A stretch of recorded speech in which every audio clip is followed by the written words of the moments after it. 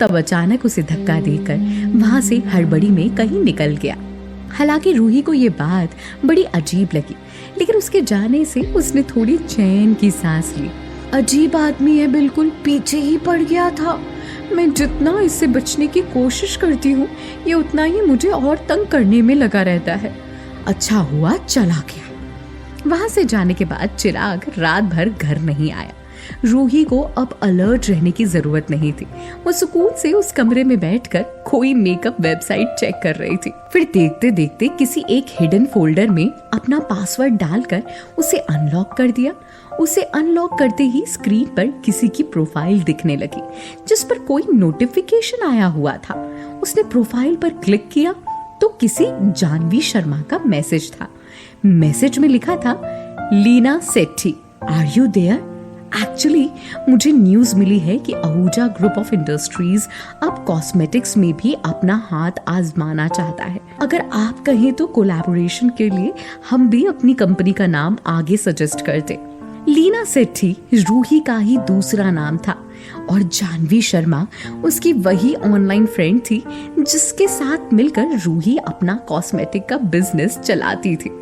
जानवी रूही को ऑनलाइन ही किसी networking site पर तब मिली थी जब रूही ठीक थी, मतलब उसके याददाश्त खोने के ड्रामे से पहले। जानवी रूही के मार्केटिंग स्किल से एकदम इम्प्रेस हो गई थी। दोनों ने आपस में मिलकर स्टार्टअप के तौर पर एक छोटी सी कॉस्मेटिक कंपनी खोली, जिसमें जानवी सारे लीगल मैटर्स देखती थी और आगे रहकर कंपनी को यहाँ वहाँ रिप्रेजेंट करती थी। वहीं रूही कंपनी की मेजर शेयर होल्डर थी और पीछे रहकर काम करती थी। स्ट्रैटेजी से लेकर प्लानिंग, मीडिया बाइंग एक्सेट्रा सब कुछ रूही करती थी और उसका एग्जीक्यूशन और रिप्रेजेंटेशन जानवी करती थी, क्योंकि जाहिर सी बात है रूही ऐसे कंपनी का चेहरा बनकर सामने नहीं आ सकती थी। रोमा और माथुर साहब को अगर पता चल जाता तो उसका जीना दुश्वार करते थे। एक बार की बात है जब रूही ने किसी सोशल नेटवर्किंग साइट पर अपने बाल खोलकर थोड़ी स्टाइलिश सी अपनी एक डीपी लगा ली थी, तो रोमा ने उसका बुरा हाल कर दिया था। तमन्ना ने मुझे बताया कि तुमने सोशल साइट पर अपनी कोई प्रोफाइल बनाई है। मुझे तो हमेशा ये लगता है कि तुम ऑनलाइन स्टडीज को लेकर फोन यूज कर रही हो, मगर तुम तो यहाँ अपने ही गुलछर्रे उड़ाने में लगी हो, नहीं? हाँ, हमारी छूट का फायदा उठा रही हो तुम। ज्यादा पर निकल आए हैं तुम्हारे। रूही उस वक्त मात्र 15 साल की थी। वो गुलछर्रे उड़ाना तो दूर, गुलछर्रे उड़ाने का मतलब तक नहीं जानती थी। उसने डरते डरते कहा, आंटी बस ऐसे ही बना लिया था, मेरे पास तो उसे यूज करने का भी टाइम नहीं है। ये बात सुनते ही रोमा की सनक गई। रोमा का उसको पलटकर जवाब देना इतना बुरा लगा कि उसने कस के उसके बाल खींच लिए। रूही दर्द से कर्रा उठी, मगर रोमा का दिल नहीं कांपा। उसने गुस्से में दांत पीसते हुए कहा, टाइम नहीं मिलता? अच्छा, ये जो इनडायरेक्टली तुम मुझे टॉन्ट मार रही हो ना कि तुमसे यहाँ बहुत काम कराया जाता है और तुम कितनी बेचारी हो, ये आइंदा कभी मुंह से मत निकालना, और खासकर उस वकील के सामने। 4 झूठे बर्तन क्या धो देती हो, उसका एहसान कर रही हो मुझ पर। और ये जो दिन भर बाल खोल खोल कर फोटोज क्लिक करती हो, इसमें तुम्हारा टाइम नहीं जाता? और फोटोज तुम आखिर डालती किसे दिखाने के लिए हो? हाँ, सच सच बताओ, किससे बातें करती हो? रूही ने रोते हुए जवाब दिया, आंटी मैं सच कह रही हूँ, मैं किसी से बात नहीं करती, बस ऐसे ही देख रही थी। आप चाहे तो चेक कर लीजिए, मैं झूठ नहीं बोल रही हूँ।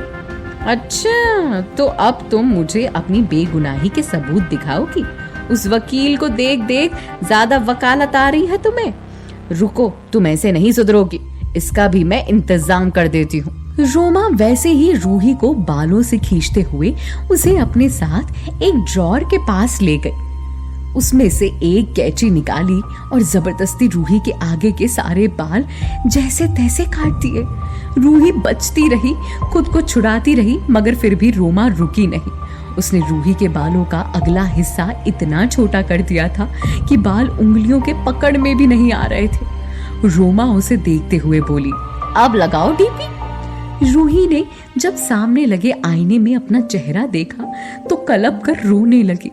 उसके कटे हुए सारे बाल उसकी गर्दन, उसके कपड़े और नीचे जमीन पर बिखरे पड़े थे। उसके मुंह से तो एक आवाज नहीं निकली क्योंकि रोमा वहीं उस पर दांत गड़ाए खड़ी थी, मगर आंखों से लगातार टप टप आंसू बहते ही जा रहे थे। जब ये सब कुछ चल रहा था तभी तमन्ना की आवाज आई, मम्मा, मेरा स्ट्रेटनर कहाँ रख दिया आपने? कितनी बार कहा है आपको मेरी चीजें जहां हैं वहीं रहने दिया करो। रोमा रूही को आईने में देखती हुई बोली, रुक जा, आकर देती हूँ। बच्चे जब बड़े होने लगते हैं तो उनके शौक भी बदलने लगते हैं, ख्वाहिशें बड़ी होने लगती है।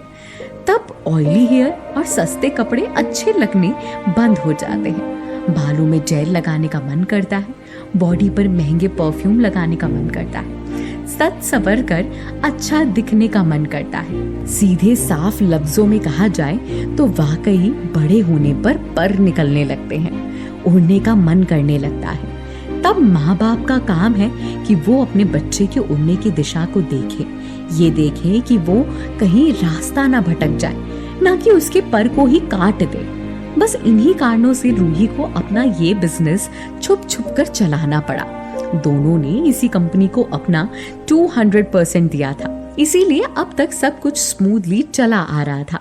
हालांकि इस दौरान जानवी ने लीना यानी रूही को कई बार मिलने को भी कहा, मगर लीना यानी रूही हर बार कोई ना कोई बहाना बनाकर बात को टालती रही। और यही वजह है कि जानवी ने आज तक अपनी पार्टनर लीना का चेहरा तक नहीं देखा था।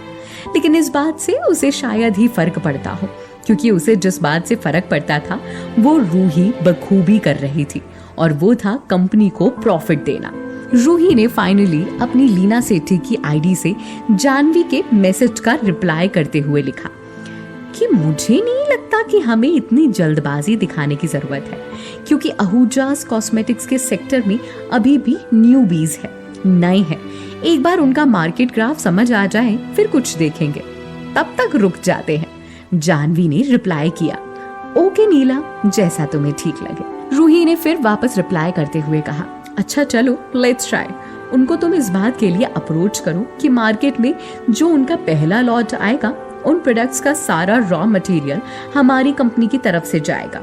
अगर सौदा फायदे का हुआ तो फिर आगे देखेंगे, वरना छोड़ देंगे। लीना सेठी के इस डिसीजन से जानवी बहुत खुश थी, क्योंकि अब तक जो भी उसने यानी रूही ने किया था उससे उनकी कंपनी का फायदा ही हुआ था। जानवी को सेठी की प्रीमोनिशन या दूर तक देखने वाली आदत पर पूरा भरोसा था। तभी रूही ने फिर लिखा कि आई विश कि मेरे पास एक फोन होता, उससे काफी आसानी हो जाती। आज से पहले तो रूही अपना पर्सनल फोन लेने के बारे में सोच भी नहीं सकती थी, मगर यहाँ बात थोड़ी अलग थी। यहाँ उसके सर पर रोमा नाम की जीन 24 घंटे नहीं मंडरा रही थी, और चिराग का क्या था, वो तो रूही के लिए अंधा ही था। यही सब बातें सोचते सोचते रूही की आंख लग गई। अगले दिन जब सुबह हुई और उसने आंखें खोली तो एकदम से घबरा गई। चिराग बिस्तर पर बिल्कुल उसके नजदीक बैठा था। उसे देखते ही रूही के मुंह से अचानक निकल गया, प्लीज प्लीज मारना मत, मैं अभी तुरंत उठकर बिस्तर ठीक कर देती हूँ। रूही की ये बात सुनकर चिराग का दिल भर गया। वो उसे ध्यान से देखने लगा।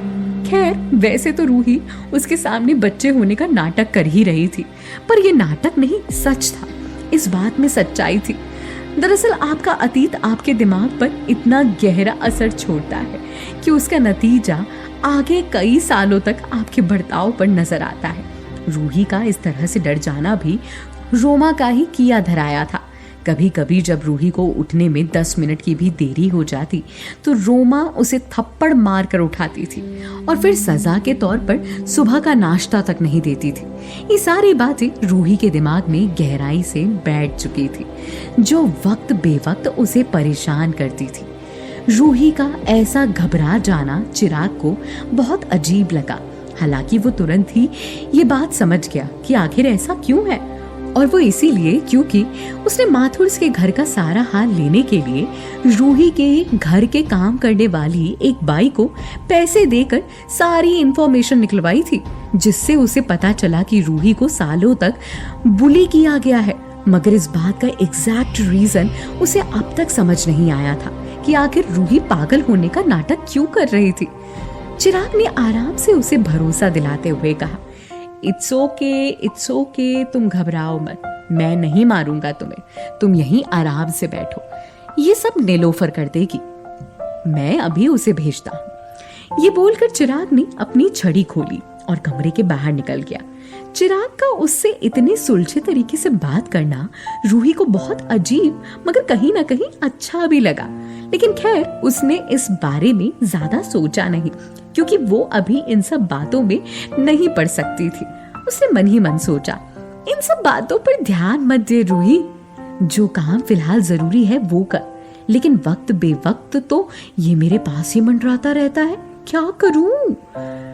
उसने एक लंबी सांस ली और फिर से सोचने लगी, क्यों ना मैं कुछ ऐसा करूं कि ये मेरे पास ही ना आए, इसके साथ ऐसे पेश आऊं कि ये मुझे देखना तक ना चाहे, बिल्कुल नफरत हो जाए इसे मुझसे, कुछ ऐसा। रूही अपने दिमाग के घोड़े दौड़ा ही रही थी कि तभी एक आवाज आई, आप उठ गई मैडम? रूही ने सामने देखा तो नीलोफर थी। रूही को देखकर नीलोफर का तो मुंह ही बन गया था। या खुदाई, क्या अजीब हाल बना रखा है चेहरे का, सारा काजल लिपस्टिक सब फैला हुआ है, डिस्गस्टिंग। लेकिन उसने फिर स्माइल करते हुए कहा, चिराग बाबा ने भेजा है कि मैडम की हेल्प कर दो, तभी मैं आई, मैं सब कुछ क्लीन कर दूंगी, अभी आप देखना, now get up, get up.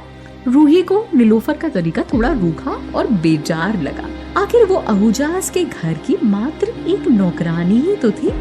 Ruhi ने नीलोफर को कहा, नहीं मुझे नहीं करना कुछ भी, मुझे बस खाना चाहिए, अब भी क्या अभी खाना चाहिए? इज शी मैड और व्हाट? अक्खा दुनिया में चिराग बाबा को ही यही मिला था शादी मनाने के लिए, अभी ब्रश भी नहीं किया, फ्रेश भी नहीं हुआ और सीधा इसको खाने का मांगता है। ओ गॉड। नीलोफर ने साइड के ही ड्रॉअर से एक टिश्यू निकाला और रूही की लिपस्टिक पोंछने लग गई। मैडम आप बिल्कुल ऐसे ही चुप करके बैठो, मैं अभी क्लीन करती है। रूही ने उसके हाथ से टिश्यू लिया और उछालकर फेंक दिया। नहीं, पहले खाना। नीलोफर ने गुस्से में टिश्यू मरोड़ कर फेंक दिया। क्या मुसीबत है, ये बड़े साहब ने ना चिराग बाबा के साथ अच्छा नहीं किया, वैसे भी वो हमेशा नमन बाबा को ही ज्यादा लाइक किया और मेरे चिराग बाबा के लिए ऐसी बीवी लाया। ये नीलोफर ने दूसरा टिश्यू निकाला और वापस उसका मुंह पोंछने लग गई। रूही ने इस बार जैसे ही टिश्यू हटाने की कोशिश की, नीलोफर चिल्लाकर बोली, भेजू मत खा, मैं बोली ना क्लीन करके खाना दूंगी। और उसने जबरदस्ती रूही के होंठ एकदम रगड़ कर पोंछ दिए। नीलोफर की पकड़ इतनी तेज थी कि रूही के होंठ छिल गए। क्या रूही को यहाँ भी वो शांति मिल पाएगी जिसकी उसने उम्मीद की थी, या नीलोफर उठाएगी उसके पागल होने का फायदा? क्या होंगे इन सभी सवालों के जवाब? आपको क्या लगता है? कमेंट बॉक्स में कमेंट करके जरूर बताएं और सभी सवालों के जवाब जानने के लिए सुनते रहिए अंधाधुन इश्क, सिर्फ पॉकेट FM पर।